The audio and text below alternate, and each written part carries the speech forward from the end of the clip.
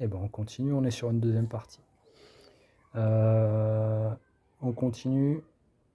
Donc, c'est trop profond. Tu te dis quoi? Tu te dis c'est pas grave. J'ai ma pince à bec, ma fidèle pince à bec, l'aigle de feu, mon oncle, la petite pince à bec, pas à ton âme. Voilà. Mais c'est pas possible parce que le truc il est trop profond. Et la pince à bec avec son bec ne s'ouvre pas. Ne s'ouvre pas suffisamment pour aller le chercher. Vous voyez, plus je l'enfonce, plus elle se referme. Regardez, là elle est ouverte. Et quand je l'enfonce, elle se referme inexorablement. Ce qui m'empêche, au final, désolé c'est le bordel, on fait une petite vidéo vite fait, hein.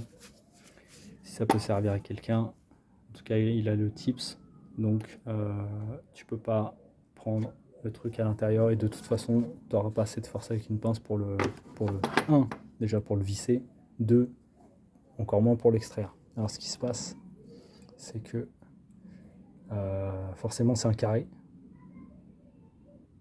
Et ouais, et carré, ça marche pas bien.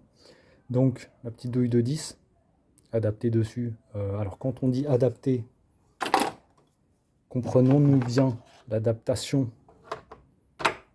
ça se fait au docteur. Hein. Donc ça c'est le docteur, quand il y a un problème, il faut l'appeler. Il résout pas mal de problèmes lui. D'ailleurs il m'a sauvé là sur ce coup-là, le docteur. Le docteur, il a permis l'adaptation de la douille sur l'extracteur. Et comme le docteur est un bon docteur et assez puissant, il me permet, quand il est bien employé, de l'enfoncer suffisamment fort pour que quand je veux l'extraire, eh ben, il tire tout et ça désassemble pas les deux parties. Donc il est en bas, il est là-dedans. Par contre là, qu'est-ce qui se passe? Ah ouais, toujours la profondeur du puits, saleté de puits, il est hyper profond, comment on fait pour sortir ça? Alors vous imaginez bien que c'est pas la petite rallonge, hein, puisque c'est fait pour se clipser, se déclipser. C'est pas avec ça qu'on l'a sorti. Parce que ça se clipse, ça se déclipse, ça sert à rien. Hein. Par contre, dans mon malheur, j'ai la chance de quoi? Alors là, faut bien regarder, hein, parce que ça devient subtil. C'est que ma douille, elle a des petits ergots. Ok? Et l'ergot, grâce à Dieu, eh ben, on va le chercher avec un tournevis. On fait une pesée sur le puits, et hop, ça nous sort et ça nous décolle le joint d'injecteur. Voilà les amis. Voilà les amis, un petit tips sorti de je ne sais où. Ça fait plusieurs heures que je suis dessus. Là, je viens de trouver ça. Je voulais vous le partager. J'espère que ça vous aidera. Il y a aussi sur le même principe, là par contre, moi j'ai fait avec les moyens du bord, mais vous pouvez acheter, et d'ailleurs je vous le conseille, des extracteurs de joints d'injecteurs spécifiques avec un petit marteau ici, là, comme pour enlever les comment ça s'appelle, les roulements.